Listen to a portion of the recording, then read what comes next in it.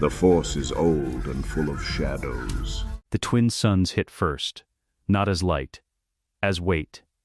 They pressed down on him like a physical thing, white and merciless, scorching the back of his neck, his forearms, the exposed skin of his face, and that was the second thing he understood. In the half-second between unconsciousness and the sand rushing up to meet him, he had a face. Vader hit the ground on his hands and knees. The sand was coarse and red gold and real beneath his palms, and he pulled a breath into his lungs, and the breath simply arrived. No hiss of a respirator. No mechanical click of a pressurized seal. No delay between intention and air. It came because his lungs asked for it, the way lungs were supposed to work, and the shock of that simple biological fact cracked something open in the center of his chest that he had no name for. He knelt in the sand and breathed. Out in the heat was extraordinary, the kind that radiated up from the ground as much as down from above, that pressed itself into every surface simultaneously. His ears registered wind and the low, sawing cry of something distant, a creature, or the dunes themselves. He couldn't tell. His hand moved before his mind caught up. It found the lightsaber on his belt, closed around the hilt, ignited. The blade that came up was blue. He looked at it for a moment. The color of something returned, something the dark side had taken and the Force had given back, and understood what that meant, without needing to name it. Then he rose to his full height and turned. The blue blade cast no shadow in this much sunlight. Vader rose to his full height and turned. The man already standing 20 meters away had done the same thing. White hair, precisely trimmed. A face that belonged on a coin or a monument. A single crimson blade held in a low guard, point-angled toward the sand, the grip so relaxed it looked almost bored. Dark robes, expensive even now, even coated in Tatooine grit. He was older than Vader remembered. Younger than he'd been on the invisible hand. Count Dooku looked at him across 20 meters of open desert and did not move. Neither did Vader. The wind pushed between them. Dooku spoke first. His voice was precisely what Vader remembered, measured, unhurried, each syllable placed with the care of a man who had never in his life said a word he didn't mean to. "You should not exist," Dooku said. "I watched you die, the Emperor's throne room. Your son carried you out." Vader's grip tightened on his saber. "And I watched Skywalker take your head," he said, aboard the invisible hand. He hesitated, and then he didn't. A pause. "So, which of us is the ghost?" Nothing moved between them except the sand, lifting in slow spirals at knee height, drifting sideways across the flats. Dooku's eyes, dark, precise, unreadable, traveled the length of him, taking inventory. Vader felt the assessment the way he'd felt 1,000 tactical evaluations from across a battlefield. Thorough, immediate, professional. "Your face," Dooku said. "I know, you're whole." The word landed wrong. Vader said nothing because there was nothing to say to it. He looked down at his right hand, flesh and bone and the faint map of tendons under skin, and closed it into a fist and opened it again. "Whole your hands," he said. "Both of them." Dooku glanced down at his own hands as if he'd forgotten. Something shifted behind his eyes, not sentiment, not quite, but the ghost of it. He lowered the crimson blade until it was pointed at the ground, and then extinguished it entirely. A long moment. Then Vader extinguished his own. They stood in the open desert without weapons drawn, and the silence was just silence. "Tell me your last memory," Dooku said. Vader's jaw tightened. "The Death Star. The Emperor's lightning. I picked him up. And before the pain?" The question dug into something. "He let it. My son's face," Vader said. "He was trying to drag me to the shuttle. He wouldn't leave. The knowledge sits in his chest like a stone, even now, even here. He never could. Not Skywalker."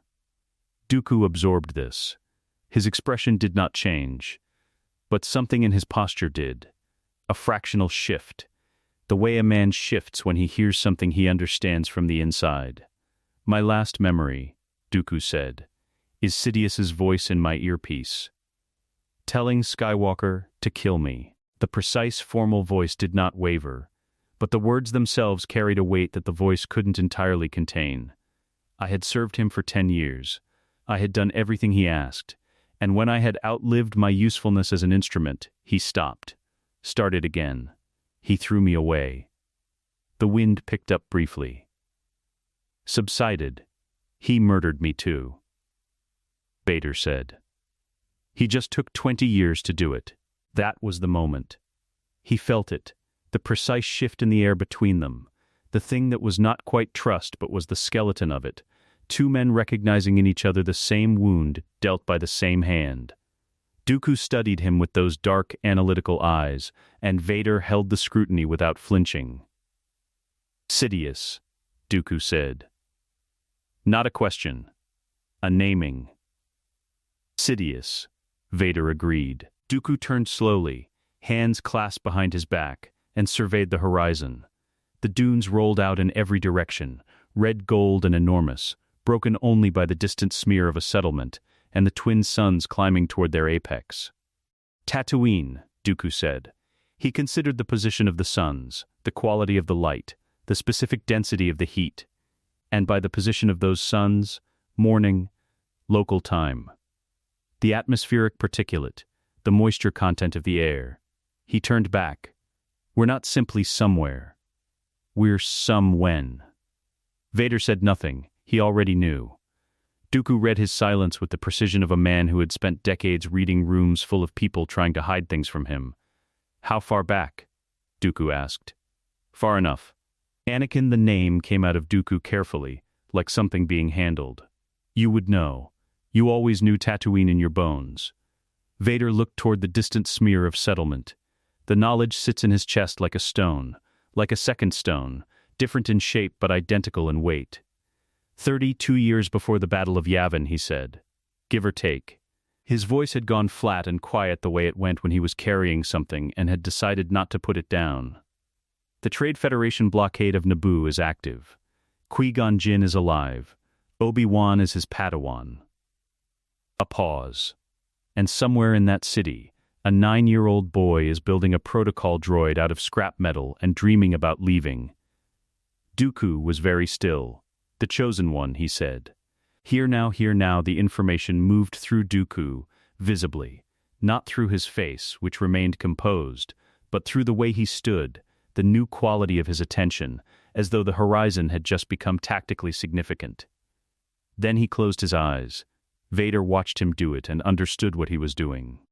Dooku was reaching out with the Force, not aggressively, not searching for threats, but simply listening. The way a man holds very still to hear a sound he isn't sure he actually heard. When he opened his eyes again, something had changed in them. Something old and careful and not quite nameable. He's strong, Dooku said, very quietly. You have no idea, Vader said. The wind moved across the dunes between them. Far away, that creature called again, or the desert did. Vader looked at the man across the sand, the man who had knelt before Sidious, who had sent assassins after a senator, who had commanded armies designed to destroy a republic from the inside. The man who had also, somewhere under all of that, been a Jedi, been a teacher, had loved Qui-Gon Jinn the way a man loves the best thing he ever made. He knew what Dooku was. He knew what he himself was. And he knew what Sidious was, and what Sidious had done to both of them, and what Sidious was doing right now in an office on Coruscant while a 9-year-old boy in Mos Espa built a droid and dreamed. Dooku extended his hand, not as a duelist extends a blade, as a man extends a hand to another man in the sand, because the ground is uneven and someone should help. Call it what you like, Dooku said. I call it the Vanguard. Vader looked at the hand for a moment. He took it. The twin suns were sliding toward the western edge of the sky, long shadows stretching out behind them, when two figures walked out of the open desert and toward the lights of Mos Espa. Mos Espa smelled like engine grease and desperation. The market district hit them before they reached it. The sound first. A low wall of noise built from haggling voices and repulsor lift engines, and the percussion of a loading crane somewhere to the east, dropping a crate onto Durasteel. And then the smell, fuel and roasting meat and unwashed bodies, and the particular mineral sharpness of sand that had been baked for 10,000 years. Vader walked through it and said nothing.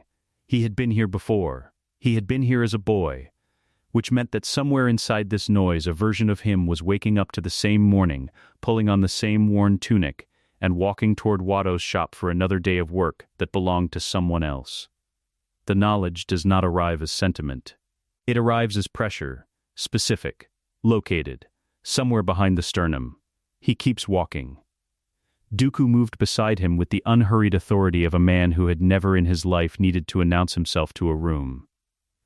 The desert had taken the worst of the grit from his robes, but not all of it. He still looked, somehow, like he was dressed for a diplomatic function. Some quality of bearing that clothing only partly explained. "The shop will be on the east end of the slave quarter," Vader said. Low, not breaking stride. "Junk dealer. Toydarian, he'll have Shmi and the boy working the counter this time of morning."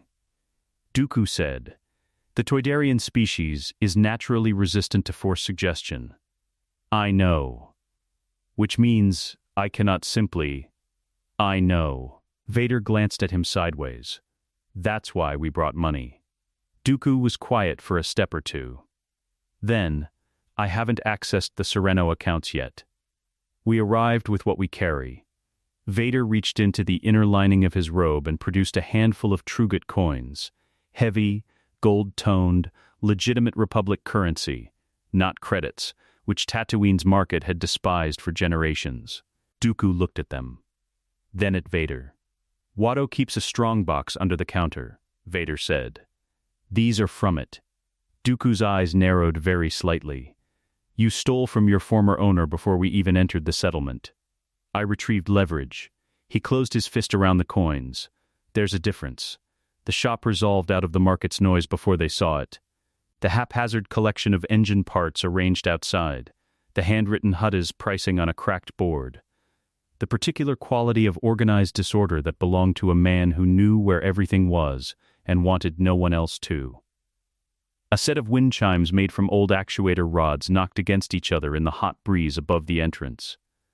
Dooku entered first. Vader took up the doorway. Not a threatening posture. Technically, he simply stood there, nearly 2 meters of quiet, still, absolute attention, and filled it in the way a sealed bulkhead fills a corridor. The light from outside framed him without illuminating much. Anyone inside the shop looking toward the entrance would see his outline and have very little information about what he was thinking, which was exactly the point. Inside he heard the flutter of wings. Not open for another hour, whatever you are." Dooku's voice carried back to him, smooth as polished Durasteel.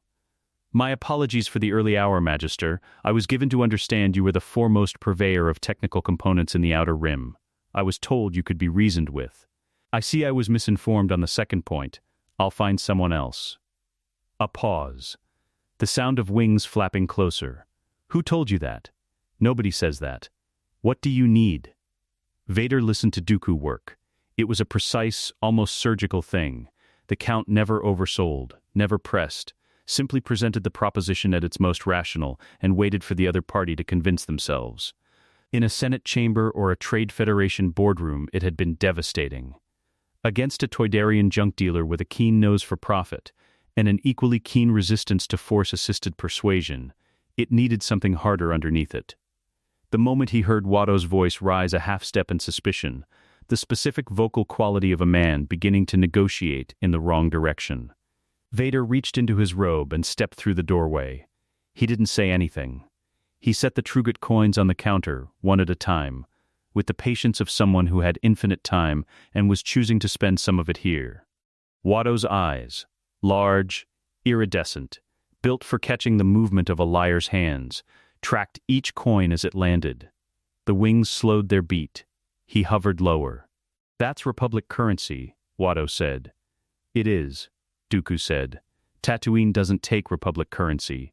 Tatooine takes anything," Vader said, without looking up from the coins, "when there's enough of it." The shop held its breath. Outside, the market noise continued without them, haggling and lifting cranes and the distant laughter of someone who'd gotten a good price on something. In here, the three of them occupied a small, hot pocket of negotiation, and two of them already knew how it ended. Watto landed on the counter. His snout wrinkled. He picked up one of the coins and turned it over in stubby fingers, bit it once with a professional's instinct, and set it back down. "What do you want for this?" he said. "2 people," Dooku said. "Their ownership chips, and every associated document in whatever passes for your filing system." Watto's wings snapped open. "Slaves?" "I don't. These are workers. Contracted, 2 people," Dooku said again, in exactly the same tone, without the faintest adjustment. "Their chips, their documents, and your continued good health, which I assure you is connected to your answer." Vader raised his eyes from the counter for the first time and looked at Watto directly. He said nothing. The Toydarian looked at him for 3 full seconds. Whatever he found in that look, it completed the calculation that the coins had started. "Fine," Watto said. He spat on the floor beside the counter, which was, Vader understood, the Toydarian equivalent of signing something.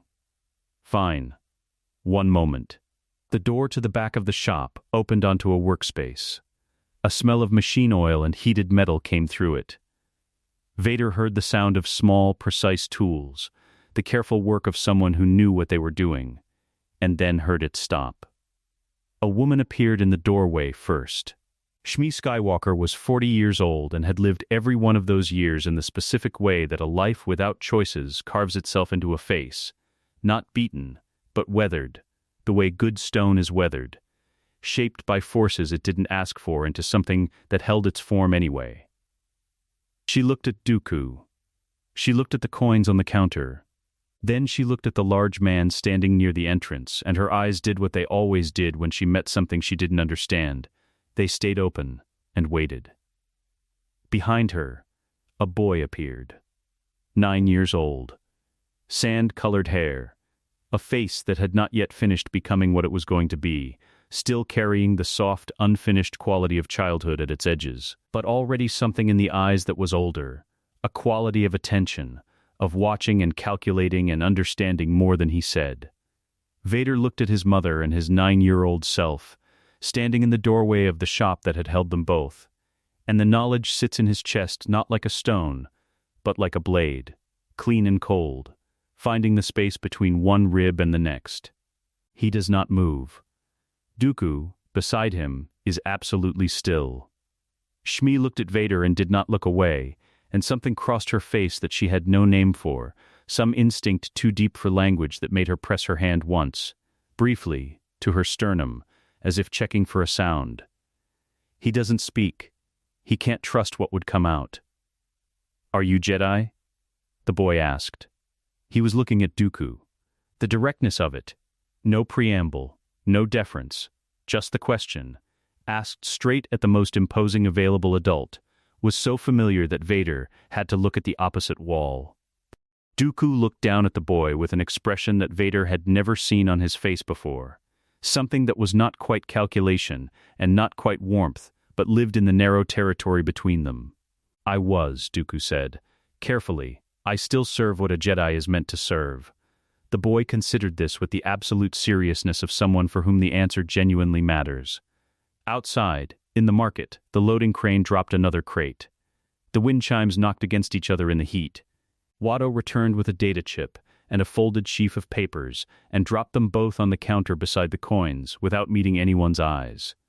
On the edge of Mos Espa, close enough to hear the distant whine of pod racing engines being tuned in back alleys, a sleek, unmarked shuttle waited in the shadow of a moisture farm, with its ramp lowered and its engines warm.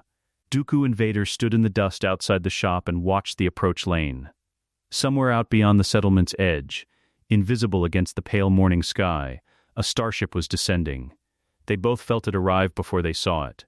The sandstorm announced itself as a color change. The western horizon went from pale gold to amber, to a deep, bruised ochre in the space of 10 minutes. The kind of gradient that Tatooine natives read the way spacers read instrument panels, immediately, and with action. The market district began folding itself inward. Stall covers snapped down. Droids were recalled. The loading crane went silent. Vader watched the wall of particulate rolling across the flats, and said nothing. He had grown up reading that same horizon. The storm would hit the edge of the settlement in 20 minutes, maybe 25, enough time. The starship came down through the amber air on the far side of the landing pads, a Naboo cruiser, elegant even under a coat of travel grit, its tapered hull catching the bruised light in long silver lines, not a military landing. Careful. Quiet. The descent of people trying not to draw attention. Dooku watched it without expression. They'll come through the market, Vader said. Looking for a parts dealer. Looking for a hyperdrive component Watto no longer has any reason to sell them. Because we've already concluded our business with Watto. And because Watto, Vader said, is about to discover that several items in his inventory have been prepaid and removed. Dooku looked at him sideways. The hyperdrive component, Vader said. It's on the shuttle. I took it before you woke up. A pause. You've been busy, Dooku said. I've had this conversation before, Vader said. I know where it goes if we let it run naturally.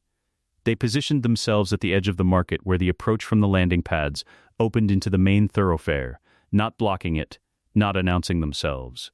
Simply present, two men standing in the shade of an awning while the storm built behind them. The wind had picked up enough to carry sand at shin height, small stinging currents of it sweeping across the stones. Vader felt them before he saw them. He had not felt Qui-Gon Jinn in the Force for 23 years. Death creates an absence that is its own presence. A specific silence where something loud used to be, a shape defined by what no longer occupies it. He had carried that silence for 2 decades without ever naming it as grief. He named it now. Then, the absence filled. Qui-Gon came through the market at his characteristic pace, unhurried, observant, the walk of a man who was always slightly more interested in what was around him than where he was going. Tall, broad-shouldered, his beard travel-worn and his robe the color of undyed wool.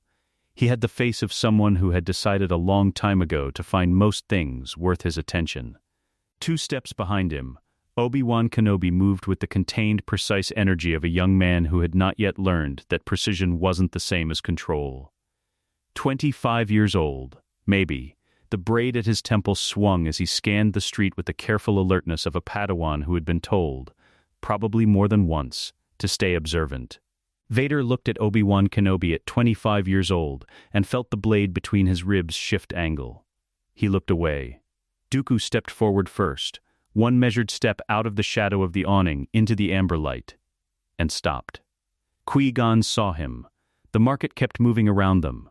A vendor called a price. Something wheeled and mechanical rolled past on a delivery track. The wind lifted a sheet of sand and carried it sideways between the stalls. Qui-Gon Jinn went absolutely still. The color left his face in stages, like light leaving a room. His eyes moved across Dooku's face with the slow, disbelieving attention of a man trying to confirm that what he is seeing is actually there, checking it against memory, against reason, against every available piece of information, and finding that all of it says the same impossible thing. His mouth opened. "Master," Qui-Gon said. Barely. The word had almost no air under it. Dooku's composure, that precisely maintained, decades-reinforced composure that had survived Senate chambers and Sith councils and the private company of Sidious himself, lasted exactly as long as it took Qui-Gon Jinn to say that word. Then it didn't. It didn't collapse dramatically. It didn't fracture in any visible, nameable way. It simply released. The set of his shoulders changed. Something around his eyes that had been held for a very long time let go of what it was holding, and Dooku crossed the remaining distance between them in 3 steps that had none of his usual measured quality, and Qui-Gon met him halfway, and the 2 men held each other in the middle of a Tatooine market, with a sandstorm building behind them, and neither of them said anything for a long moment. Dooku's hand came up to the back of Qui-Gon's head, the way you hold something you thought you had lost. Qui-Gon's arms tightened. He made a sound that wasn't a word. Vader stood apart from this and looked at the storm. Behind him, he was aware of Obi-Wan Kenobi not moving. The young man's hand had gone to his lightsaber hilt on pure reflex, not igniting it, not drawing, just the contact. The way a person reaches for something solid when the ground shifts. He was watching his master embrace a man he'd never seen before, with the controlled alarm of someone who had decided to wait for more information before acting. Smart, Vader thought. He always was smart. He turned to face him. Obi-Wan looked at him. Really looked. The direct appraisal of a trained fighter taking measure. And Vader let him do it, standing still under the assessment with his hands loose at his sides and his face deliberately neutral. "Who are you?" Obi-Wan asked. "Not hostile." "Precise, a friend," Vader said, "of your master's master. And someone who has already lost everything to the same enemy you're about to face." Obi-Wan's eyes narrowed a fraction. "That's not an answer. It's the answer I can give you right now. A beat." The wind between them carried sand. "Can you give me a better one later?" Obi-Wan asked. Vader looked at him, at the braid, at the young, careful, living face. "Yes," he said, "the word costs something he doesn't account for until after it's already paid." Eventually, Obi-Wan held his gaze for another moment, then, not fully satisfied, but willing to file it, let his hand drop from the hilt.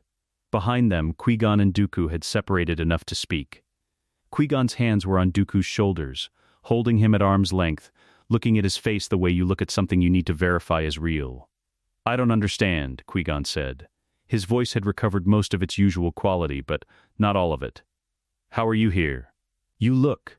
He stopped. "Recalibrated, you look younger." "I know," Dooku said. "That's not possible." "No," Dooku agreed.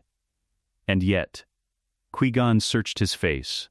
Whatever he found there, whatever the Force told him about what was standing in front of him, about the quality of its presence, the weight of what it carried, made him close his eyes briefly. "Tell me," he said. "Not everything," Dooku said. "Not yet. What I can tell you is this. There is a Sith conspiracy active right now, operating at the highest levels of the Republic.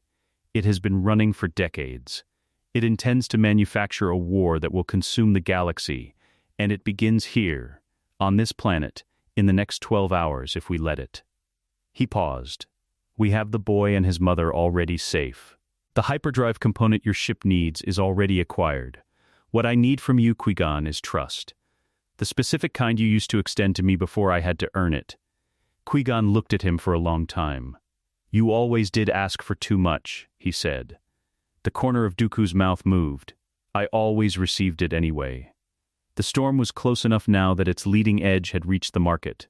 A fine, stinging mist of particulate, the light going amber-gray, the temperature dropping 2 degrees in the space of a minute. Vendors who hadn't finished securing their stalls were doing it now with urgent hands. Across the thoroughfare, the shuttle's running lights were visible through the haze. Through its canopy, the silhouette of a boy sat watching the storm approach with his forehead pressed against the transparent steel and both hands flat on the console, cataloging everything. Qui-Gon saw him. He looked at Vader. Vader said nothing. Qui-Gon looked back at the boy, and something moved in his face, old and immediate and recognizing, the Force working in him the way it always had. Less like calculation than like a door opening. The 6 of them stood in the amber dark as the storm broke over Mos Espa, sand hissing against every surface, the market dissolving into noise and shelter-seeking. Then they walked, together, toward the light of the shuttle and the boy who sat inside it waiting to find out what happened next. The road out of Mos Espa ran southeast through open flats, before the dunes began in earnest. It was the kind of terrain that offered nothing, no cover, no elevation, no feature worth the word. Just red-gold ground baked to the consistency of fired clay, cracked in long irregular lines by decades of heat, with the twin suns now climbing toward midday and the storm they'd left behind still visible as a brown wall in the northwest.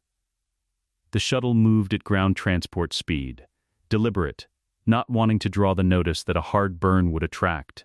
And the silence inside it had the specific quality of people who understood that the next hour required their full attention. Vader felt it first. Not a sound, not a movement in the physical world. Something in the Force, a pressure on the edge of perception, a dark frequency underneath the ambient noise of the desert. Low and purposeful and approaching from the east at speed. His hand did not move toward his saber. Not yet. He watched the eastern flat through the forward viewport and said, very quietly, "Dooku." "I feel it," Dooku said. Qui-Gon's eyes went to the viewport. Obi-Wan's hand found his hilt. Shmi pulled Anakin back from the canopy by his shoulder without explanation, the reflex of a woman who had survived on instinct for 40 years. The speeder bike came out of the east like a thrown blade. It was moving fast, genuinely fast, the kind of speed that compresses distance into seconds, that turns reaction time into the only currency that matters. The rider was a black shape against the pale sky, crouched low over the handlebars, robes streaming. The speeder's engine was a high, climbing whine that hit the shuttle's hull before the bike itself arrived, and then it was already decelerating, dropping to ground level, the rider dismounting in a single fluid motion before the speeder had fully stopped. Darth Maul stood in the road. He was everything the briefing said, and everything Vader remembered. The horned crown, the geometric black and red of his facial markings, the absolute physical stillness of a predator that has calculated the distance to its target and is in no hurry because the distance has already been closed in its mind. The double-bladed saber came off his belt with a sound like an exhale. Both crimson blades ignited simultaneously. The sound of them in the open desert, that particular hiss and low electrical hum, carried 50 meters without diminishing. Inside the shuttle, Anakin pressed forward against his mother's arm to see. Dooku said, to Vader, without particular urgency, "Shall we, or would you like this one?" Vader was already moving toward the ramp. Let's not be cruel. Together, the ramp dropped. The heat of the day came up at them in a wave. They walked out into it side by side. No running, no announcement, no visible preparation, and the contrast between that and what Maul had been expecting was apparently disorienting, because for a single beat the Sith assassin's posture shifted. Something recalibrated. He had been sent to intercept Jedi. He was looking at two men who walked toward a double-bladed lightsaber the way men walk toward a weather report.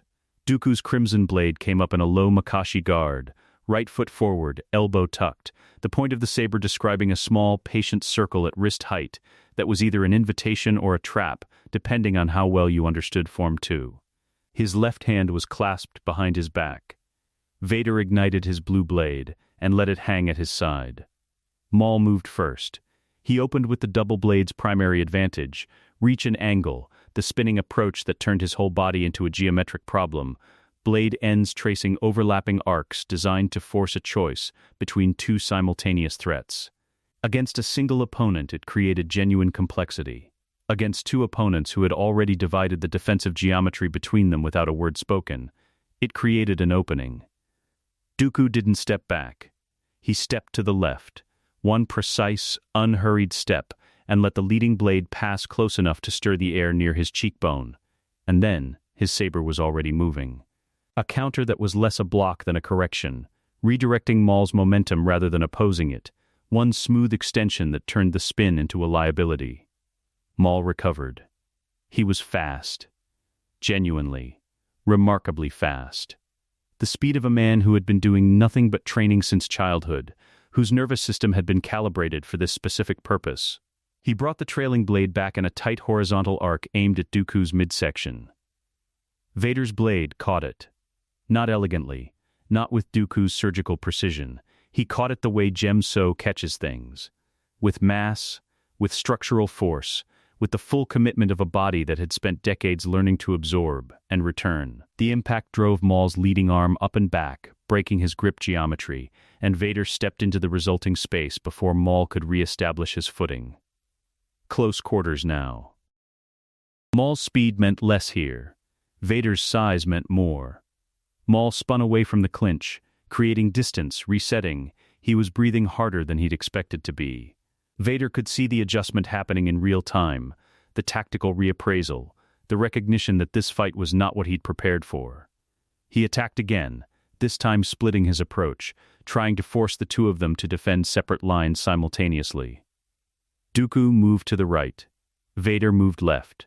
Maul's blade tracked Dooku, the more classically readable threat, the precise guard. The obvious master, and in the half-second that decision cost him, Vader reached out with the Force. Not a gentle application. He found Maul's weapon arm mid-swing and closed. The The grip was not a compression. It was a lock, specific, focused. The force applied not to the whole body, but to the joint and the bones inside it. Applied with the precision of a man who had been doing this for 30 years and knew exactly what the anatomy would allow before it stopped allowing it. Maul's swing arrested mid-arc. He pulled against it, which was the wrong instinct, and Vader felt the resistance and increased the pressure until something in the wrist mechanism gave. Not bone, this time, but the grip, the finger tendons. The fine motor control that made the saber possible. The double-bladed saber dropped, both blades extinguished on impact with the ground. Dooku's blade was at Maul's throat before the weapon finished bouncing. The entire sequence had taken less than 40 seconds. The twin suns continued their indifferent climb. A gust of wind moved across the flat and lifted a small veil of sand between the three of them. Maul was breathing in hard, controlled pulls through his nose. His eyes, yellow, ancient feeling, furious, moved between the two of them with the contained rage of something that has been caught, and knows it, and hasn't decided to stop fighting yet. His chin came up. "Kill me," he said. "I am not afraid of death." "We know," Dooku said pleasantly. "That's why you're not dead." Vader produced a set of force dampening restraints from his belt, acquired at the same market stop where he'd retrieved the coins, in the same wordless, efficient way he'd been conducting logistics all morning, and locked Maul's wrists behind him. Maul endured this without a word. Then, "My master will, your master," Vader said, "sent you here alone, against an enemy he knows nothing about, with incomplete intelligence and no contingency." He looked at the Zabrak with something that wasn't quite contempt and wasn't quite pity, and lived in the narrow space between them. "You've been here before, haven't you? In some other life. Used, and not considered." Maul went still. "Think about that," Vader said. "You'll have time." Behind them, the shuttle ramp was still down. Qui-Gon Jinn stood at its base with his saber unlit and his arms at his sides, watching. Obi-Wan was beside him. Close, and his expression had gone through several distinct phases while the fight was happening, and had arrived at something that had no clear name. A kind of recalibrated understanding. The look of a man quietly updating every assumption he'd been operating on. Anakin's face was pressed against the canopy above them. His eyes were enormous. Maul, restrained and pulled toward the ramp, turned back once, not in defiance, but in the involuntary reflex of something that has just heard an unexpected truth and wants to look at the source of it again.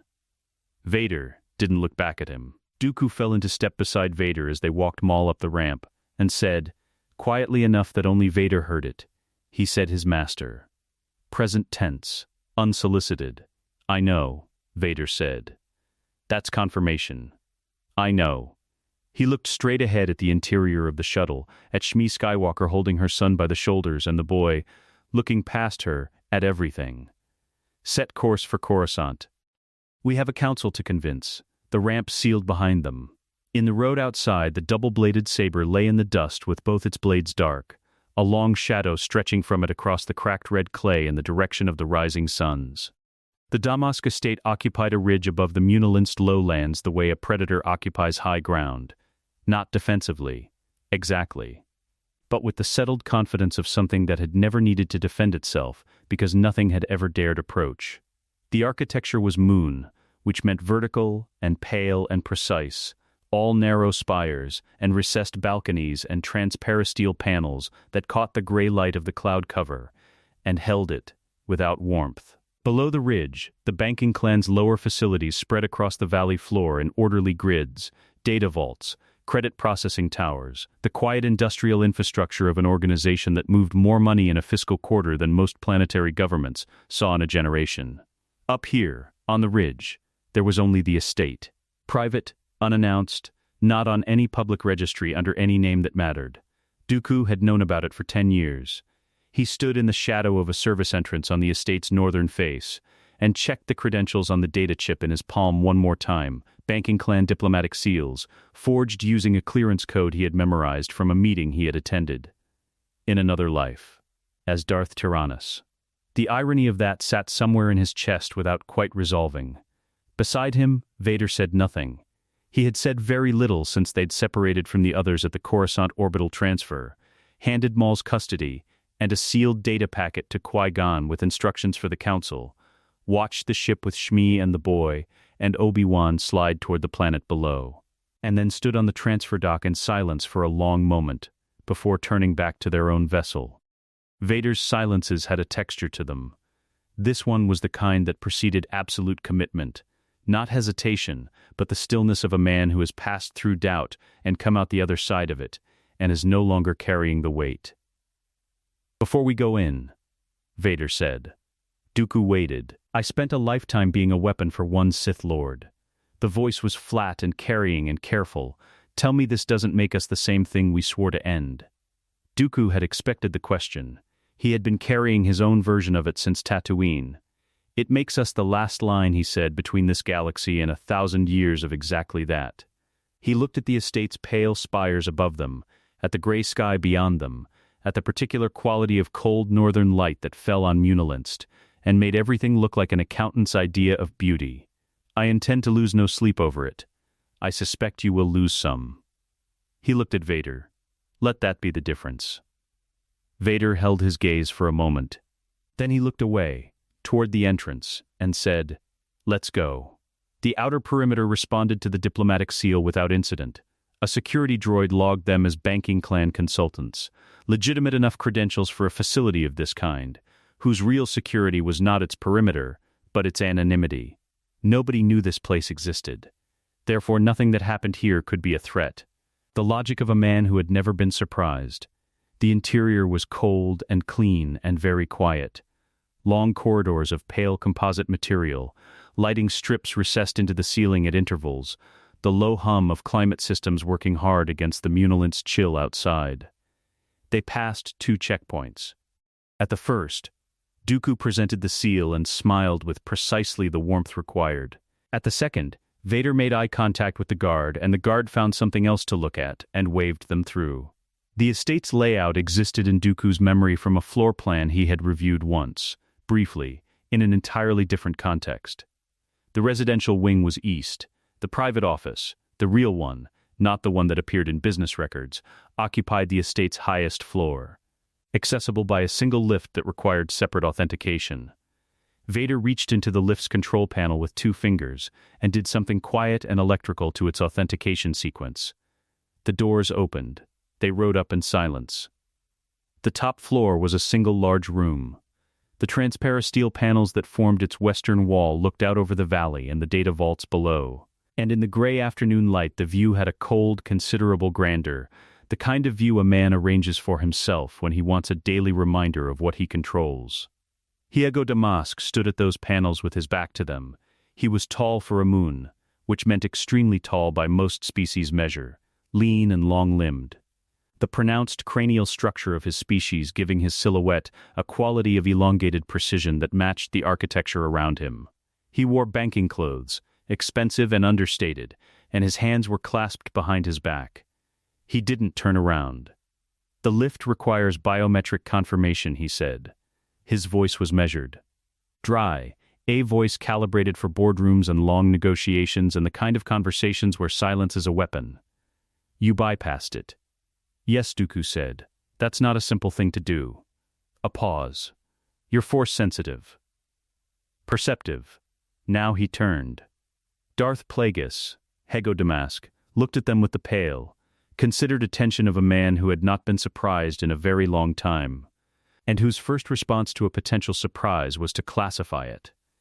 His eyes moved from Dooku to Vader and back, cataloging, assessing, working through the available data with the speed of a mind that had spent centuries refining exactly this kind of calculation. "2 of you," he said. Sidious mentioned no rivals in play. "He wouldn't," Dooku said. "You're not his rival. You're his mistake. The one thing he did right was killing you." A beat. "We've simply moved the date up." Something shifted in Plagueis's expression. Not fear, something more interesting than fear. The look of a man encountering, for the first time in memory, a variable he had not accounted for. His eyes went to Vader. "You," he said. "I know what you are. I can feel it. The darkness in you is old." He tilted his head. a long, studying angle, the gesture of someone used to examining things at length, older than your face suggests, older than it should be. His voice had shifted slightly, taken on a new quality, not warmth, but interest, the specific interest of a man who has devoted centuries to the study of life and death, and is now looking at something that shouldn't exist. How? Vader said nothing. Plagueis looked at him for another moment. Then, with a calm that was either genuine or the best performance of it Vader had ever seen, "What did Sidious promise you?" "Whatever it was, I can offer more. I have been working toward a power that makes his promises look like. He promised me nothing," Vader said. "He took everything I had." A silence. Plagueis read it correctly. The particular quality of Vader's stillness, the specific register of his voice, the voice of a man who is not threatening and does not need to, because he has already decided. The Sith Master drew on the Force. It came out of him in a wave, subtle at first, a pressure in the room, the dark side gathering the way weather gathers. And Vader felt it coming, and stepped to the left, and the Force push that followed him struck the composite wall and left a clean, circular impact crater in the pale material. Dooku moved right. Plagueis turned to track him, and Vader closed the distance. The force he applied was not theatrical, it was structural, the same focused, joint-specific pressure he had used on Maul's wrist, applied now to every relevant system simultaneously, overriding the body's capacity to respond before the mind could direct it. Plagueis reached for a second application of the dark side and found his concentration interrupted at the physical level, his hands locked, his balance gone. He didn't fall. Vader held him upright. Dooku's blade came up. Plagueis looked at it. Then, with a composure that was, genuinely, remarkable, the composure of a man who had thought about this moment across centuries and had decided in advance how he would meet it, he said, "You understand what you're ending." "The knowledge I carry has already caused enough," Dooku said. The blade moved. The room went quiet. Outside, the gray munilanced sky continued its indifferent business. Below the ridge, the data vaults hummed. Credit lines processed. The banking clan's vast, impersonal machinery turned without knowing yet that one of its essential architects had just stopped being a factor in anything. Dooku stood at the transparasteel panels and looked down at the valley. His hand moved to the console on the desk, the private one, the real one, accessible now without biometric resistance, and began, with the methodical patience of a man who had once run a political conspiracy and understood financial architecture from the inside, to work. Vader stood in the center of the room and did not look at the floor. He looked at the view instead, the valley, the vaults, the gray sky going darker at its western edge where the afternoon was tipping toward evening. The knowledge sits in his chest, specific and located. Not triumph. Not relief. Something quieter than either. The particular weight of a thing that needed to be done having been done, and the galaxy not noticing yet, and everything that comes next still ahead of them.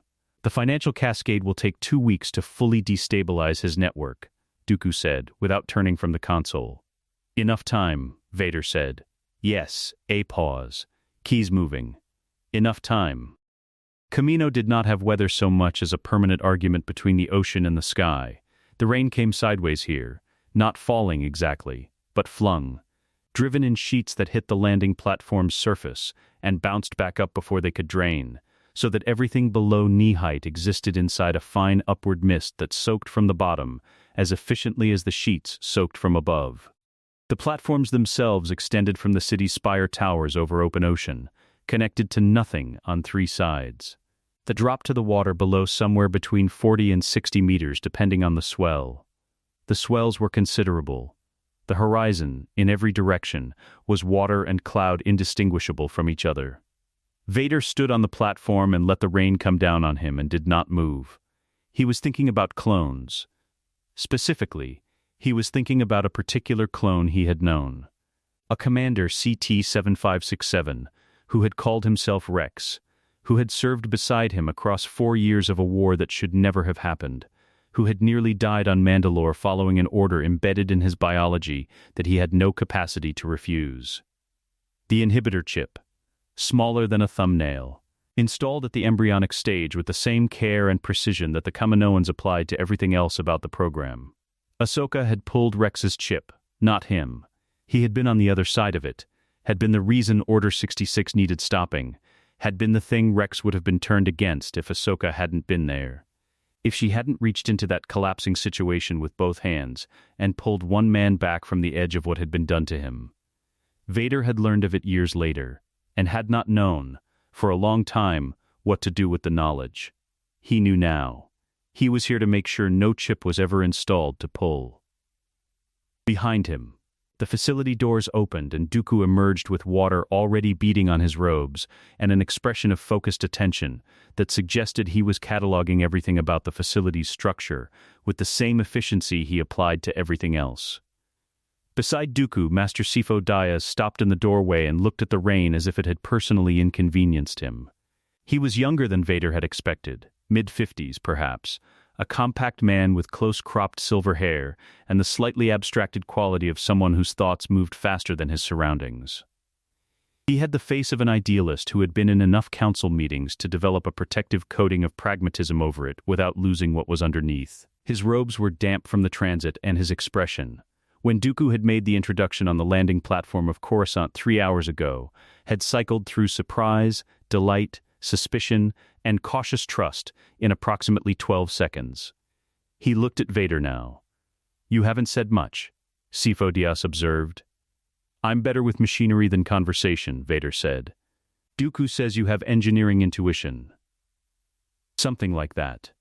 Sifo Dyas studied him for another moment with the direct, undefended curiosity of someone who had long since decided that the Force was stranger than anything the Council admitted in formal session, and who was therefore prepared to extend considerable benefit of the doubt.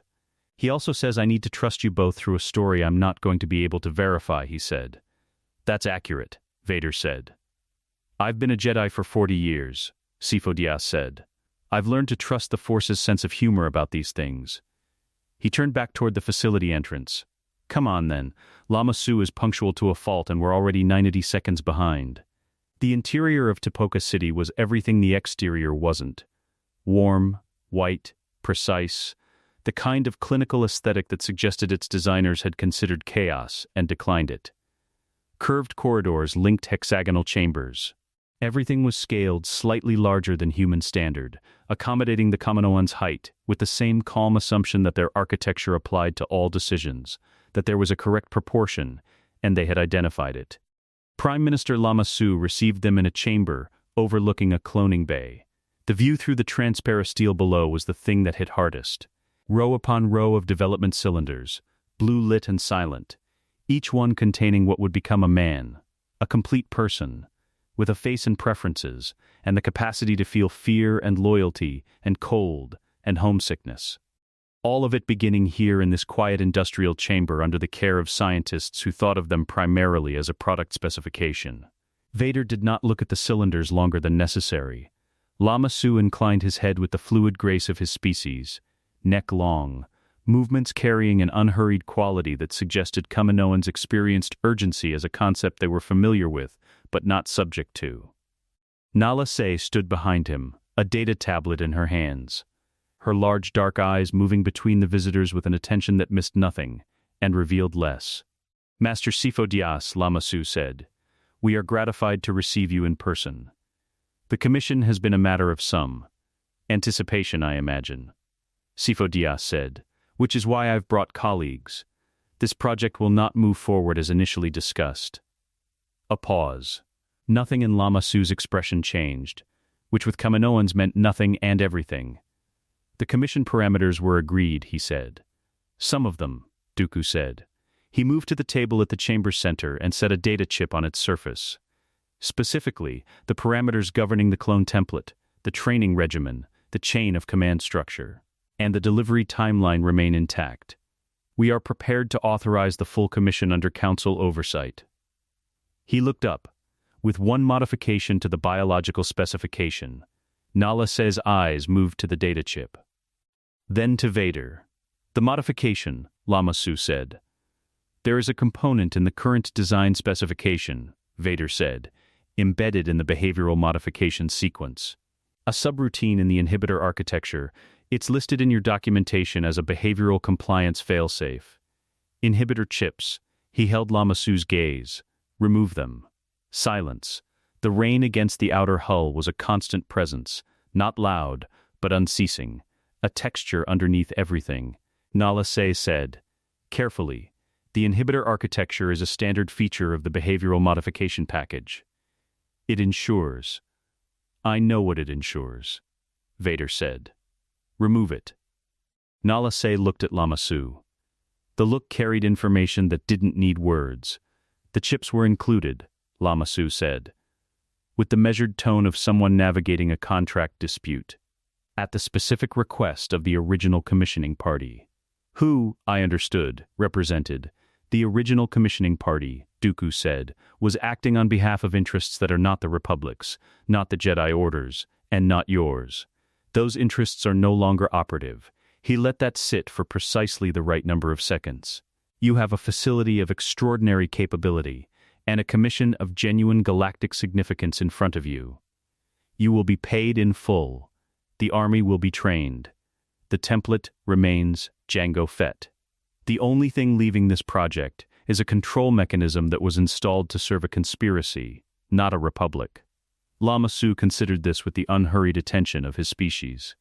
Vader watched him do it, and thought about Rex. About Fives, who had found the chips and died trying to expose them, running toward a truth no one would accept until it was too late. About 100 men in white armor whose loyalty had been total, and whose deaths had been built into them at the cellular level before they ever held a weapon. About Ahsoka on Mandalore, reaching into chaos with both hands to pull one man back from the edge of what had been done to him, doing what Vader himself had not been there to do, saving what he had not been capable of saving. He was here now. If we comply, Lama Su said, the modification timeline, we'll work around it. Vader said. What's the staging window? Nala Se looked at him, a different look now, a recalibrated one. She touched her data tablet. The current cohort is in early stage development. Modifications at this stage are achievable if the commission is formally reauthorized by the Council.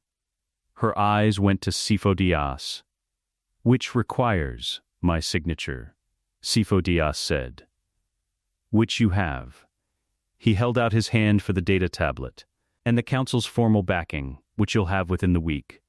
I'll see to it personally. Nala Se passed the tablet. Sifo Dyas signed it with the straightforward efficiency of a man who had already decided everything worth deciding during the shuttle ride from Coruscant. The room was quiet for a moment, the rain and the distant hum of the cloning bays the only texture to it.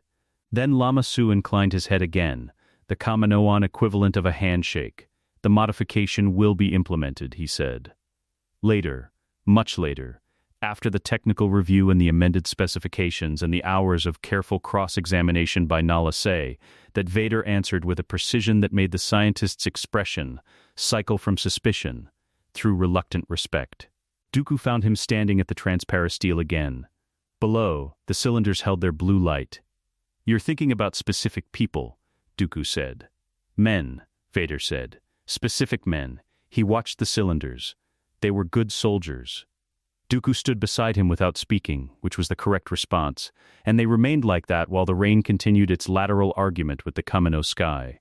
Relentless and without particular feeling about the outcome, and somewhere below them a small biological alteration was already being written out of the design of an army that would now grow loyal and uncorrupted into a galaxy that still had a chance. Sifo Dyas appeared in the corridor behind them, coat still damp, holding a cup of something warm that the Kaminoans had produced with the courteous efficiency of hosts who had not expected to like their guests and were adjusting. He's alive, he said simply, not to anyone in particular, just the fact of it.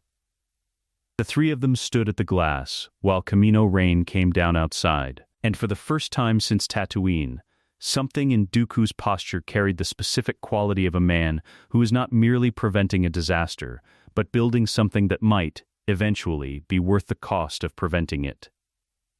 The apartment on 500 Republica had 14 rooms. Palpatine used 4 of them. The rest existed as performance, receiving rooms for senatorial guests. A dining space that projected the right kind of modest affluence, a study lined with books he had actually read, and a few he kept for the spines. The apartment was a character in a very long play, dressed and lit and maintained with the same care he applied to every other element of the fiction he inhabited. Senator Palpatine of Naboo. Mild, cultured, patient. A man whose ambition was tasteful and whose reach was, by all visible evidence, limited to the interests of his home system.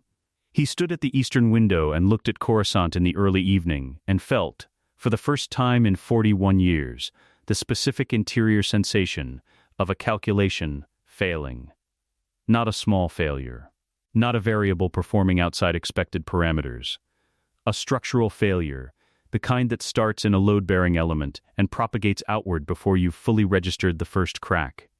The report from Munilinst had arrived 6 hours ago, encoded, rerouted through 3 intermediaries, and still only 2 sentences long by the time it reached him. Magister Damask is dead. The estate is secure, but the accounts are frozen. He had read it 3 times in the time it takes most people to read it once, and then he had set the data chip down on his desk, with the careful precision of a man making sure he didn't break anything by accident, and he had stood at the window. Plagueis, 40 years of patience, of careful construction, of a plan built layer by layer with the kind of architectural obsession that had driven him since before Maul was born, and its foundation was gone. Not compromised. Not threatened. Gone, removed with a cleanliness that suggested foreknowledge, which was impossible, because the only people who possessed the relevant foreknowledge were Sidious himself and a dead man. Which meant something else. He moved to his desk and opened the secondary communication channel, the one that reached the intermediary who reached the intermediary who reached the Pike Syndicate's Coruscant liaison, and entered the query regarding Maul. The response took 11 minutes. No contact. Last confirmed transmission, Tatooine Sector, 0600 local. Signal lost. No debris. No emergency beacon. He closed the channel. Sat down. Stood up again. The window pulled him back. The habit of a man who thought better with something to look at, who had always processed information against a backdrop of scale, who liked to see the city below and remember what it represented, and what it would become. Coruscant at dusk was a particular kind of beautiful, the kind that required a certain quality of darkness to fully appreciate. The last of the natural light was going from the upper atmosphere, and the city's own illumination was rising to replace it, billions of lights coming on simultaneously, the planet becoming its own star by degrees. He had looked at this view for 9 years. He knew exactly what it was supposed to mean. 40 years, he thought. 40 years of patience, undone in a week, by men who shouldn't exist. He turned that phrase over, examined it from multiple angles, looked for the place where his logic was failing him, because something was, and he needed to identify the specific mechanism before he could begin to address it. Plagueis dead. By what agency? Not Republic intelligence. They had no knowledge of Damask's identity, and even if a leak had exposed the Munilinst estate, Republic agents didn't kill with the cleanliness the report described. Not a rival banking faction. They lacked the will and the access. Not the Jedi. The Jedi didn't assassinate people. It was the one genuinely useful limitation of their moral architecture. Force sensitives, then, acting outside any institution he had surveillance on. Which meant they knew about Plagueis. Which meant they knew about the rule of 2. Which meant they knew things that existed in exactly 2 minds, one of which was his, and the other of which was no longer capable of telling anyone anything, from somewhere outside his own careful logic. A word surfaced that he did not like. Impossible. He sat down and opened another channel. This one reached Newt Gunray through 4 layers of plausible deniability, which was 2 more layers than usual and still felt insufficient tonight. Gunray's face materialized on the holo projector with the expression of a man who had been waiting to be contacted, and had spent the waiting time becoming increasingly certain the contact would involve more demands than he wished to receive. "Senator," Gunray said. "The blockade," Palpatine said. His voice carried precisely the warmth and collegial ease of a man making a routine check-in. which was a technical achievement he was quietly proud of even now. The Naboo situation. I want the pressure increased. Immediately, Gunray's expression shifted. The Council has been. There have been complications with the. I'm aware of the complications, Palpatine said. Which is why I'm asking you to move faster, not slower. The window I require is specific, and it is narrowing. Senator, our legal exposure if the Republic Senate will be managed, Palpatine said. By me. Personally, as it has always been managed. He let a half-second of silence carry the weight of everything Gunray had reason to be afraid of in that silence. Increase the pressure, Viceroy. The channel closed. He remained at the desk. His mind moved to the third report, the one he had been most reluctant to examine, because it was the one that most resisted the frameworks he had spent 4 decades building. It had arrived from a Coruscant-based informant embedded in the Jedi Temple's administrative staff, and it concerned 2 individuals who had appeared without institutional affiliation, without records the Temple's archives recognized, and without any coherent explanation for the depth of knowledge they had demonstrated in a series of events spanning Tatooine, Munilinst, and now Kamino. One tall, one taller, both carrying lightsabers, both demonstrably capable of things that put them outside the upper range of what his models suggested any living Force user should be capable of. He read the physical descriptions again. The taller one, heavily built, dark clothing, a quality of presence that multiple witnesses described with the same word, unprompted, ancient, not old in the visible sense. Something behind the eyes that registered as older than the face wearing them. The other, white-haired, precise, aristocratic bearing. The informant had noted a similarity to. He stopped reading. Set the report down.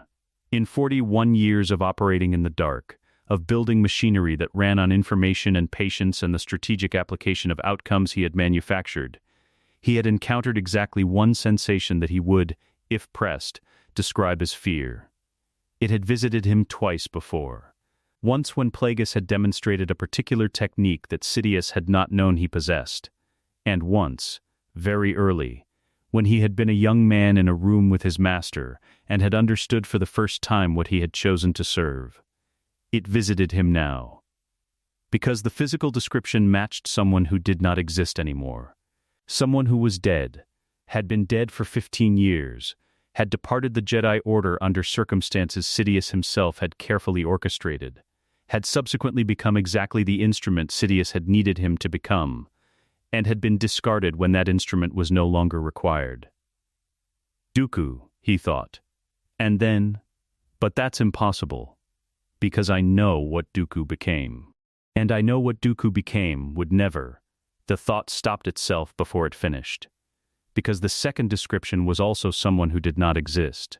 Someone who should not exist for another decade at minimum, and who in any case was currently 9 years old on a desert planet and therefore self-evidently not standing in a cloning facility on Kamino, demonstrating surgical knowledge of inhibitor chip specifications that existed in exactly 3 documents in the entire galaxy, all of which were in Sidious's private possession. He stood at the window for a very long time. The city rose up toward him, luminous and indifferent, its billions of inhabitants conducting their billions of lives without any knowledge of what was unraveling above them, in a 14-room apartment being used by a man who was running scenarios and finding that none of them resolved cleanly. He reached a decision. He always reached a decision. That was the one thing the sensation that resembled fear had never managed to interrupt. The Trade Federation would press harder. The Naboo crisis would accelerate on its current trajectory, and if the machinery Sidious had lost couldn't be rebuilt in time, then he would work with less machinery. He had done it before. The plan was older and more resilient than any single element of its infrastructure. But he would also reach out to certain contacts he had not activated in years, certain resources he kept in reserve for outcomes he had always considered sufficiently unlikely to not warrant deployment. He would find these 2 men, and he would understand exactly what they were and where they had come from. And then he would make a decision about what came after that. The Coruscant night pressed against the glass. The Senate spires rose above the city's general illumination, lit from below, enormous and pale and permanent-looking. Palpatine looked at them and felt, moving through the careful architecture of his thoughts like a current through deep water. The cold, specific weight of something he had not felt since he was young. He did not name it. He turned from the window and went to make his preparations. The Jedi Temple at mid-morning. The 5 spires caught the Coruscant light from the east and held it, pale stone going gold at its uppermost edges, the ancient structure rising above the city's general chaos, with the unhurried permanence of something that had outlasted every argument about whether it should exist. Below the spires, the city moved in its billions, traffic lanes stacked 40 stories high. The distant percussion of construction, the smell of recycled air and spent fuel that was Coruscant's permanent atmospheric signature. Up here, in the council chamber at the temple's peak, 12 seats formed their circle, and the morning light came through the tall windows and fell across the floor in long, pale rectangles. And the room was very quiet. It did not stay quiet. Mace Windu arrived first, the way Mace Windu always arrived, early, positioned, already thinking 3 exchanges ahead. He stood rather than sat, which was itself a statement, and looked at the 2 men who had been escorted in by a temple guard, who had then been dismissed, and who had not. Vader noted, been replaced. Ki-Adi-Mundi sat with his hands folded. Plo Koon's masked face was unreadable, which was its permanent state, but something in the angle of his head suggested the specific quality of attention a person pays to something they are not yet certain how to classify. Adi Gallia and Depa Billaba had taken their seats with the contained alertness of experienced Jedi, who had learned that the most significant moments rarely announce themselves as such in advance. Yoda occupied his chair at the chamber's far arc. He had said nothing since they entered. He had looked at Vader and Dooku with those ancient eyes, and continued looking.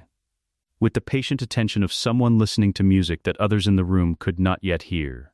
Qui-Gon stood to one side, not seated, not on the council, present by a kind of implicit permission that the council had extended without formally granting. Obi-Wan beside him, both of them carrying the specific quality of witnesses who had already seen the evidence and were watching other people encounter it for the first time. Mace Windu said, "You expect this council to simply accept 2 strangers appearing out of nowhere with this level of intelligence." It was not quite a question. "No," Vader said. "I don't expect you to accept us. I expect you to act on what we've given you before it's too late to matter." Windu's eyes held his for a long moment. The quality of that gaze was something Vader had a specific memory of. The hard, strategic, deeply intelligent attention of a man who had made an art form of not being manipulated, and who applied that art continuously, without rest, to everything in front of him. "The financial documentation," Dooku said, moving to the chamber's central display, traces the shadow funds through 14 shell corporations across 6 systems, all of them converging on a single holding company, registered to a Magister Higo Damask of the Moon Banking Dynasty. He activated the display. The financial web appeared in the air between them, nodes and connections and credit flows. Color-coded by institution, Damask Holdings. The primary financial engine behind the Trade Federation blockade of Naboo, the seed funding for what would eventually become a separatist political movement, and the single largest undisclosed financial backer of the current Chancellery election apparatus. He let them look at it. Damask is dead. His accounts are frozen. The cascade will fully destabilize Sidious's financial network within the fortnight. Sidious, Ki-Adi-Mundi said. The Sith Lord currently operating under the public identity of Senator Sheev Palpatine of Naboo, Dooku said. The chamber absorbed this. That is an extraordinary claim, Adi Gallia said. Yes, Dooku said. Which is why we brought him. The side door opened. 2 temple guards brought Darth Maul in, wrists locked, force-dampening collar at his throat, still carrying himself with the coiled precision of a man who has decided that dignity costs nothing and intends to keep it. His yellow eyes moved across the assembled council with the contemptuous assessment of a trained weapon evaluating threats by habit. The council looked at him. Plo Koon said, very carefully, a Zabrak, force-sensitive, carrying what appears to be a Sith lightsaber, Mace Windu said. He was looking at Maul the way he looked at everything, with total attention and zero warmth. That's a double-bladed configuration. Darth Maul, Dooku said. Apprentice to Darth Sidious, deployed to Tatooine to intercept and eliminate witnesses to the conspiracy's Naboo operation. He looked at Maul. He confirmed his master's existence voluntarily, in the field, before capture. In rage, but voluntarily. Maul's jaw tightened. He said nothing. Windu looked at him for a long time. Then, to Dooku, he told you this. He told us his master was active and aware and directing the Naboo blockade, Vader said. Present tense. Unsolicited, we have the testimony of 4 additional witnesses to the statement, including a Jedi Master and his Padawan. Qui-Gon inclined his head slightly from the edge of the room. Additionally, Dooku said, the Clone Army Commission. He produced a second data chip and set it on the display surface. Renegotiated with Prime Minister Lama Su and lead scientist Nala Se on Camino, with the full knowledge and co-authorization of Master Sifo Dyas, whose signature you'll find on the revised contract.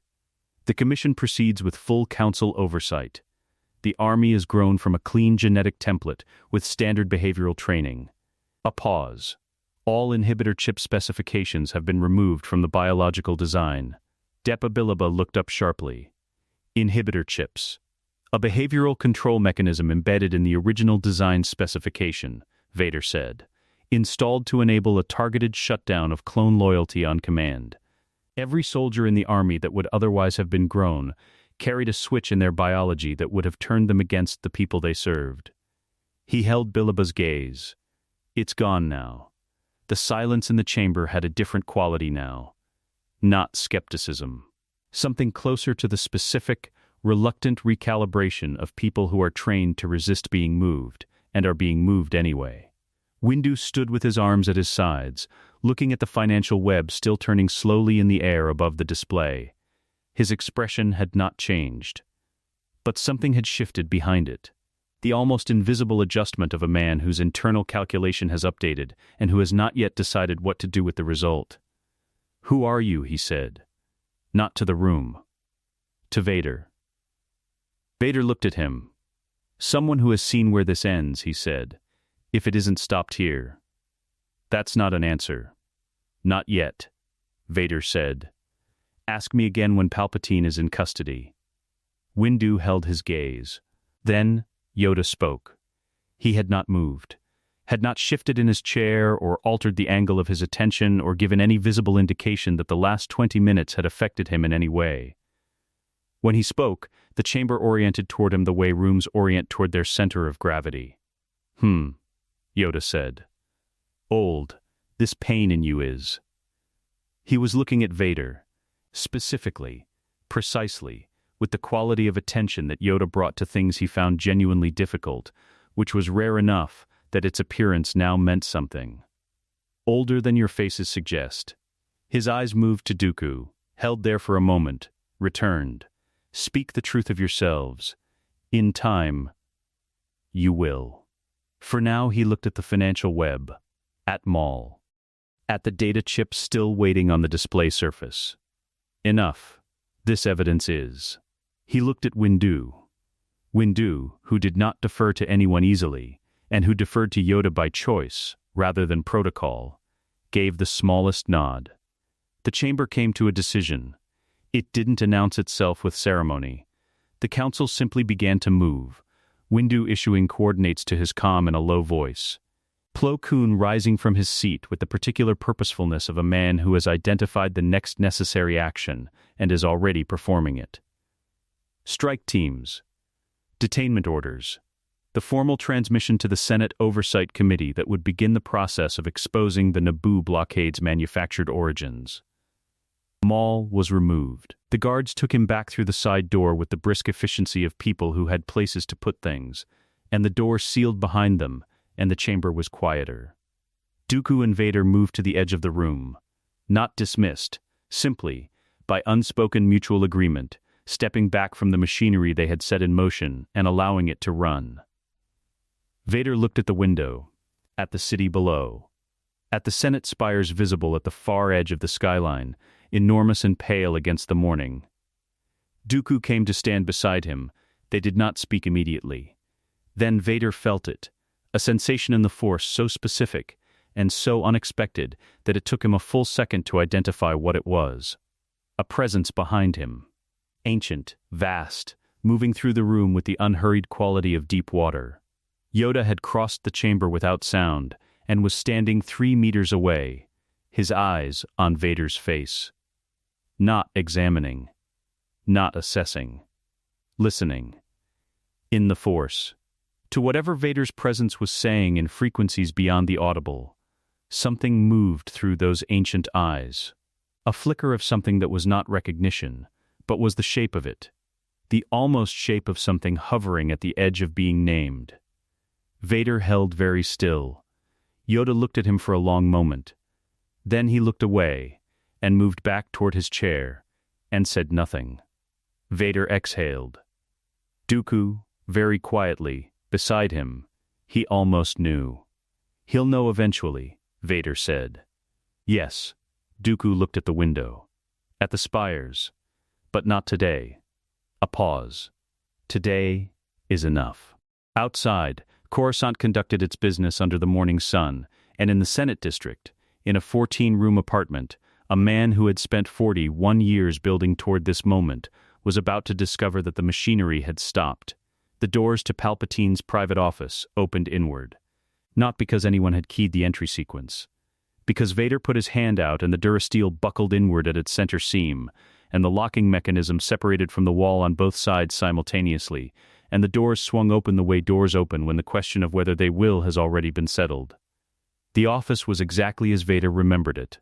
Not this office specifically, this was the Senate apartment, not the Chancellor's suite he had stood in years from now, in a future that had not happened, and would not happen. But the quality of the space was identical. The arrangement that suggested modest authority while communicating absolute control. The desk positioned to require visitors to cross a significant amount of floor before reaching it. The windows, always the windows, Coruscant spread below like a circuit board, the Senate spires visible at the mid-distance. Palpatine stood at those windows with his back to them. He did not turn around immediately. That was performance, the choice to not react, to let silence work on visitors the way he had always let silence work, to communicate through stillness that whatever had just happened to his doors was a matter of complete indifference to him. Vader had watched him do this before, in a throne room, at the end of everything. He walked into the office and said nothing, and let Palpatine perform for no audience. Dooku followed. The doors, such as they were, hung at damaged angles behind them. Then Palpatine turned. The transition was not gradual. One moment Senator Palpatine occupied the space before the windows, mild, cultured, wearing the face of a man who has spent 9 years being precisely what he appeared to be. The next moment, something else wore his features, and it looked at them with yellow eyes. And the quality of attention those eyes carried was the thing that Vader had spent 2 decades fearing, and had never fully stopped fearing even after he understood it. Because understanding a thing, and not being afraid of it, are not the same operation. Sidious looked at them. He looked at Dooku first, and something moved in his expression, not quite recognition, but its immediate precursor. The moment before a calculation resolves. Then he looked at Vader, and the calculation resolved, and what replaced it on his face was something Vader had never seen there before. Genuine shock. Impossible, Sidious said. His voice was the voice Vader knew, the gravelly layered thing, the sound of centuries of patience and contempt wearing a human register as a convenience. But the word itself came out differently than everything else he had ever said. Exposed. I felt you die. Both of you, in futures that haven't happened yet. And yet here we are, Master. Dooku's crimson blade ignited, catching the window light in a long red line. Come to collect on everything you taught us. Vader's blue blade came up. You made me kill everyone I loved, he said. I'm only going to have to kill you once. Sidious moved. Not away, Sidious never moved away from anything. It was the one tactical consistency across every encounter Vader had with him, the forward commitment of a man who had decided at some fundamental level that retreat was not a category that applied to him. He moved to the desk, and his right hand came up, and the lightning came with it. Not a warning, not a calibrated threat, the full committed application of Sith lightning from a man who had used it to kill. Dooku extended his left hand. Tutamini's is not a common technique. It is not flashy. It does not look, from the outside, like much. A hand raised, a brief luminescence where the lightning strikes the palm. A redirection of the arc so that instead of finding a target it finds the floor, the wall, the window frame. What it requires, from the inside, is a quality of force mastery that takes most practitioners decades to develop, and some never reach at all. Dooku had never achieved it in his previous life. He held the lightning now with the steadiness of a man holding something familiar. The redirected arc hit the window frame and the transparasteel cracked in a starburst pattern. The Coruscant view suddenly fractured into a dozen offset versions of itself, the Senate spires repeated and broken across the crazed surface. Vader used the half-second of Sidious's adjustment. He crossed the distance between them the way Gemso closes distance, not elegantly. Not with Dooku's surgical precision, but with the committed physical force of a body that has been trained and augmented, and spent decades learning to make mass move at a speed that mass should not achieve. He brought his blade in a horizontal arc, aimed at Sidious's guard, and Sidious caught it on a blade that had appeared from nowhere. The red saber materializing in his hand with the speed of a man who had been carrying it for this exact eventuality. The impact drove Sidious back 2 steps. 2 steps. That was all.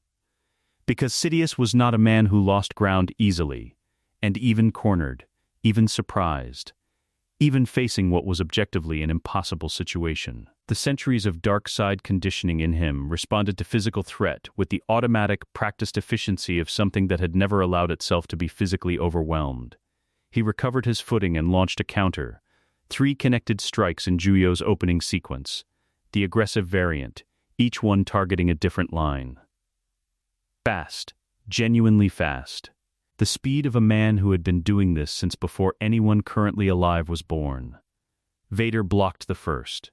The second skated off his guard at an angle that cost him his positioning. The third he took on the pauldron of his robe, and the contact burned through the material, and he stepped back and reset. Sidious turned to Dooku.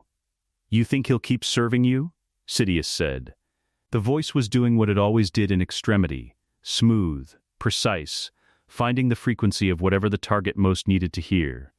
"He has always been a weapon, Dooku, not a man. A weapon pointed at whatever enemy is nearest. The moment I'm gone, he'll turn on you the same way he turned on everything else I pointed him at. Because that's what he is. That's what I made him." Dooku parried a lightning strike, redirected it, stepped left. "You made him extraordinary," Dooku said, without particular heat. "You simply failed to account for what extraordinary men do when you underestimate them." He looked at Sidious with the cool, assessing attention of someone examining a problem they have already solved. "I know what he is. I know it considerably better than you do. We have been in a ship together for a week and a half, and I have found him to be the finest ally I have ever had the use of." A pause. "Your manipulation requires uncertainty. We have none." Sidious looked at him. Then he looked at Vader. The yellow eyes were doing their work, reading, calculating, still looking for the angle, the pressure point, the specific word or implication that would create the hairline fracture between them. Vader watched him do it with the specific patience of a man who had spent 2 decades inside that process, and knew every step of it, and felt none of it land. "You were my son," Sidious said. Quietly, almost gently. The most dangerous register he had. The strongest who ever lived. "I gave you nothing," Vader said. "You took everything I had and called it a gift." He moved. Not in anger. Not in the hot dark side fury of the man he had been. The man who had burned on Mustafar and screamed into a medical bay and spent 20 years making the galaxy afraid of him because he had nothing left to be, except afraid himself. He moved with the cold, settled commitment of a man who was closing a door. Sidious raised his blade. Vader took the blow on his own saber and locked them. Hilts grinding, both blades running parallel, faces a meter apart, and held. His arms did not shake. His feet did not move. He held Sidious in place. And Dooku stepped in from the left. The blade was quick, precise, Makashi's clean economy, no wasted motion. The one strike that the situation had been building toward since the doors came off their frame. Sidious made no sound. He looked at Vader. Vader looked back at him. Then the yellow eyes went dark, and Vader released the lock and caught him. A reflex, an instinct, the body doing something the mind hadn't authorized, and lowered him to the floor with a care that made no logical sense and that he made no effort to explain. He stayed there for a moment, kneeling. The office was very quiet. The cracked window held its starburst fracture pattern, and the Coruscant view through it was broken into pieces, the Senate spires repeated across every fragment, the city going about its business below without any knowledge of what had just happened in this room. Dooku stood with his blade still lit, watching Vader, saying nothing. Vader looked at the face on the floor, the real one, the old one, the one underneath the senator's careful mask, and felt the thing in his chest that had been held at a specific sustained tension for 23 years release, all at once. Not triumph. Not relief. A door closed. He stood up. The blade extinguished. Dooku looked at him across the quiet room. "It's done," Dooku said.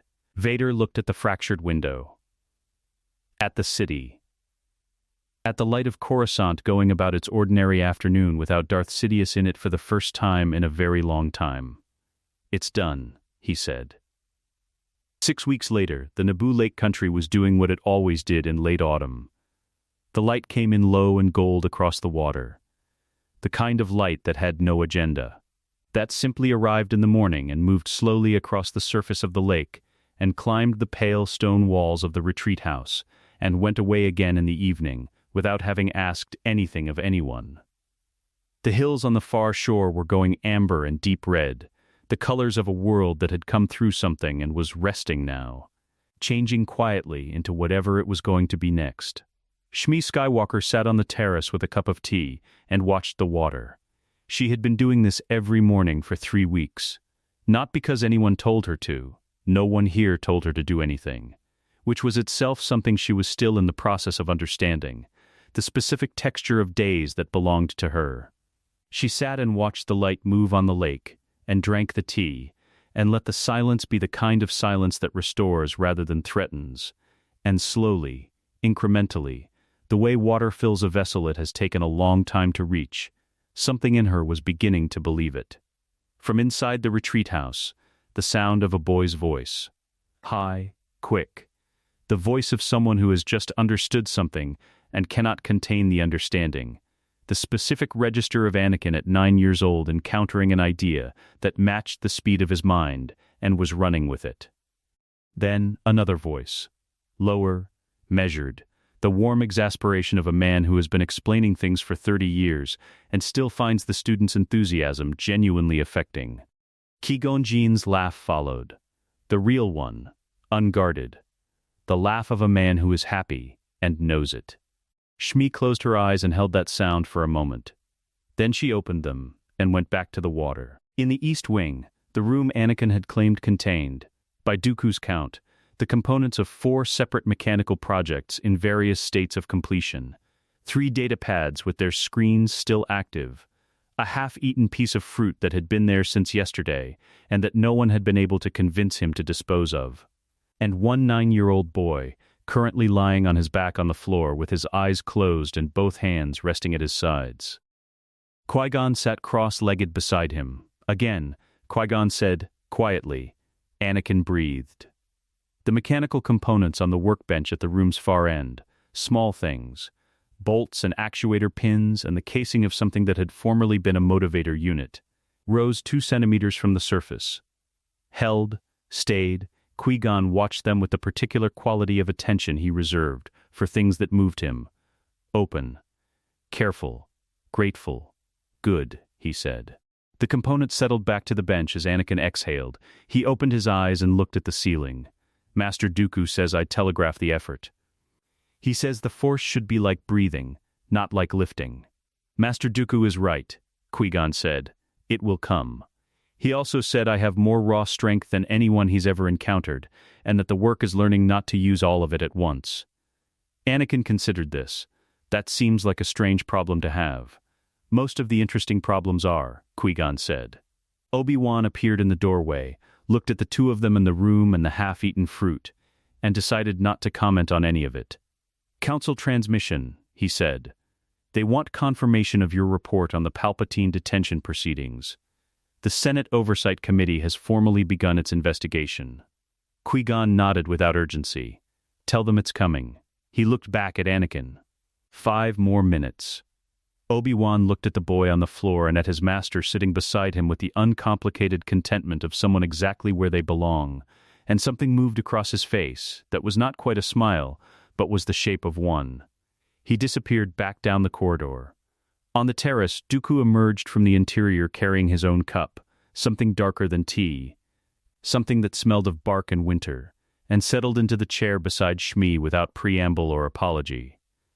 They had developed, over 6 weeks, the specific companionship of people who had been thrown into proximity by extraordinary circumstances, and discovered, to their mutual surprise, that they did not mind. Shmi looked at him sideways. He's going to take him as his Padawan officially. "The ceremony is next week." "I know," Dooku said. "I helped him write the formal request to the Council." A pause. They argued, briefly about Anakin's age. Then they looked at his midi-chlorian count and stopped arguing. Shmi looked at the water. "Is he going to be all right?" "Ani." Dooku held his cup in both hands and considered the question with the seriousness it deserved. "He is going to be extraordinary," he said, "which is not the same as all right, and does not guarantee it." He looked at her directly. "But he will have Qui-Gon. Properly, this time, for as long as it takes. And he will have you." And the thing that was waiting to happen to him, he stopped. Chose the next words carefully. The opening that existed in him, the one that darkness was going to find. It's smaller now. The wound that made it hasn't been given to him yet. I intend to see that it isn't. Shmi looked at him for a moment. "You talk about it like you know," she said. "Like you saw it." "I saw enough," Dooku said. She accepted this. The lake received the morning light. Somewhere in the East Wing, Anakin laughed at something. "Thank you," Shmi said. Simply. No ceremony. Dooku looked at the water and said nothing. Because some things are too large for the word you're offered to cover them, and both people know it. The ship was small and deliberate and entirely unmarked.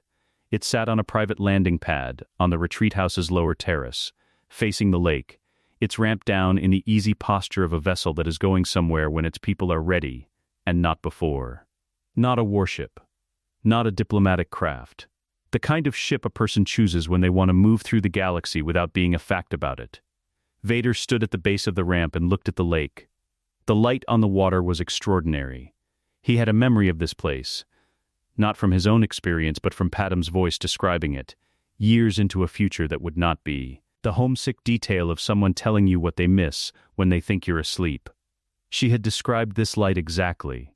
He did not feel what he had expected to feel, standing here. He felt the door. Closed. The specific quality of a weight that is no longer being carried, not because it has been resolved into something clean and simple, but because it has been put down deliberately, with both hands, and left. He was not the same as forgiven. He was not healed. He was something more functional than either, a man who had come through the worst thing he knew how to imagine and had found, on the other side of it, a morning with good light, and a boy's laugh from an upstairs window, and the uncomplicated fact of his mother drinking tea on a terrace 40 meters away. It was enough. It was, he thought, exactly enough. Dooku came down the ramp behind him and stood at his shoulder, looking at the same lake. "The Council has offered us positions," Dooku said. "Formally, in writing. I received the transmission this morning." "I know. I received the same transmission." Dooku was quiet for a moment. "I have worn the robes of an order before," he said. "I find I've outgrown needing to wear them again, to matter." Vader looked at the water. "I'd rather be free," he said. The words arrived without weight and without performance, and that itself was the extraordinary thing. The absence of the old gravity. The lifelong gravity of being claimed by something. Free was a word he had not applied to himself since he was 9 years old in a desert. And it fit differently now. Not like an escape. Like a fact. Dooku made a sound that was as close to a laugh as he generally permitted himself. "The Vanguard," he said. Watching, Vader agreed. Inside the retreat house, from the East Wing, something small and mechanical launched itself from a workbench, a motivator casing, rising without hands. Moving across the room with the easy confidence of a boy learning the difference between lifting and breathing, and then settled back down gently. On the terrace, Shmi Skywalker heard the twin suns beginning to clear the eastern hills, and felt the warmth arrive on her face, and closed her eyes and turned toward it. The ramp retracted. The ship's engines came on low, and the water below the landing pad rippled outward in slow rings, and the morning light caught each ring as it moved, and held it gold for a moment before it reached the shore. Two silhouettes were visible through the cockpit as the ship lifted, one large, one precise, and then the ship banked east over the lake, climbing into the Naboo sky, and was gone. The water settled. The light continued its slow passage across the surface of the lake, unhurried, asking nothing. The galaxy, quietly, was healed. Let us know what you'd like to see next. The end.